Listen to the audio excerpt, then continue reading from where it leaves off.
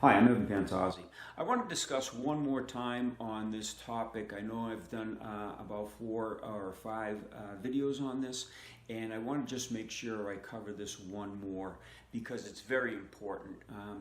We were told by someone very famous in the martial arts that this tool, the Shokin, the Phoenix Eye Fist, the Trigger Finger, the Ippon Ken, the Tiger's Tooth, was basically worthless unless you trained it for a lifetime, trying to get it strong and hard so it wouldn't damage yourself. And he was going on to say if you're untrained with it, you might as well hit him with a fist. And he's right, okay? However, using Kyusho, this is a very formidable and excellent weapon. You don't have to use it concussively. You can, and if you angle it correctly and you work with the weapon, the tool itself, you can properly do it without hurting yourself. However, okay, we're going to show you how to use it with pressure. All right, and it's not a pain compliance. We're not working against pressure points, okay, because again, we with Kyusho don't think it's pressure points, okay? We believe in the nerves and the vascular tissues, the vital structures of the human body. But again, it's not for just pushing on the person to cause pain compliance. Our goal is to cause physical dysfunction and incapacitation. That's what the Kyusho is intended to be, not a pain compliance control technique, although you can apply pressure in certain areas and get that pain compliance when a person is enraged, they're under adrenaline flow, they're under narcotics or alcohol. These are not going to be worthy. They're not going to work because an alcohol person that's drunk is going to feel no pain from the head down. Their head's not going to feel any pain either. However, the head's dizzy, so with proper striking, you can get them unconscious.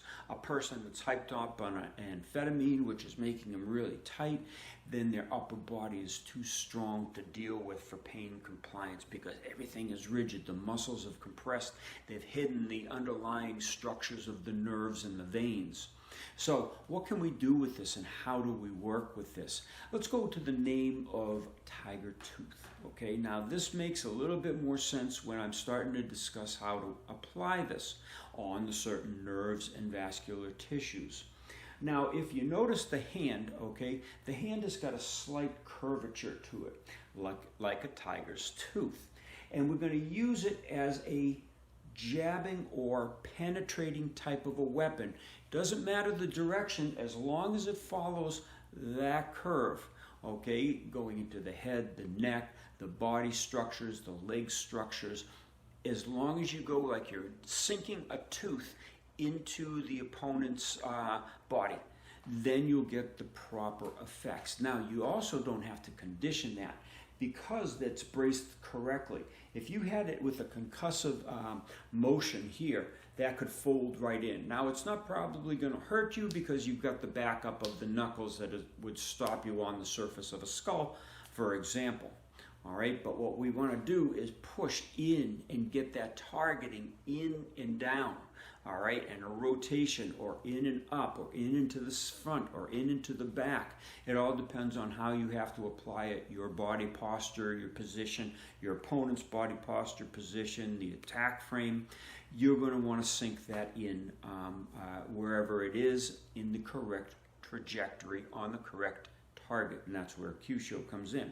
Kyusho is the targeting, the tool that's used for that target, the trajectory to send that neurological message in or stop the blood flow or increase the blood flow by sending a surge into that vascular tissue or tearing these objects. And it's all possible knowing the correct trajectory and tools and the targets that you're after and knowing how the target lays on the body.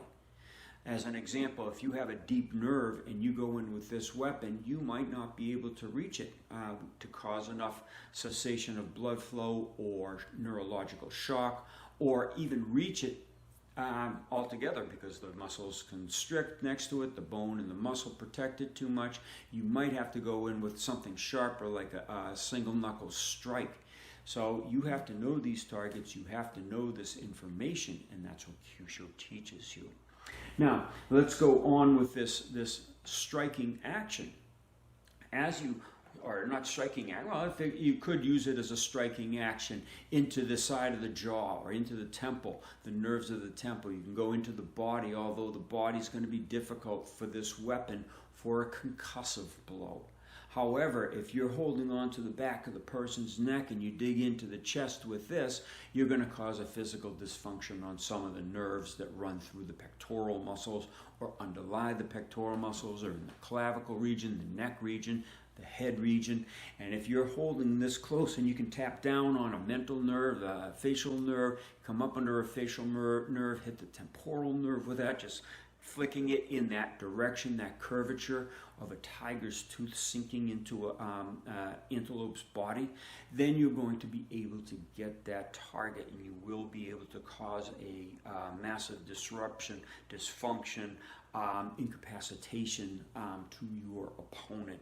So sit back, watch this film in its entirety. If you're just watching this on YouTube, try to start working with that application on your opponent. Look at the targets that we've given you in all these YouTube videos. If you want more in-depth, you can either go to a class, you can get hands-on training, which is the best way to do it, or you could go to Kyusho.com and look on the Platinum subscription to get the online education to find your targets with this and see the actual applications. I'll put the links below of where you can see these applied on a person, and then you can work with them yourself.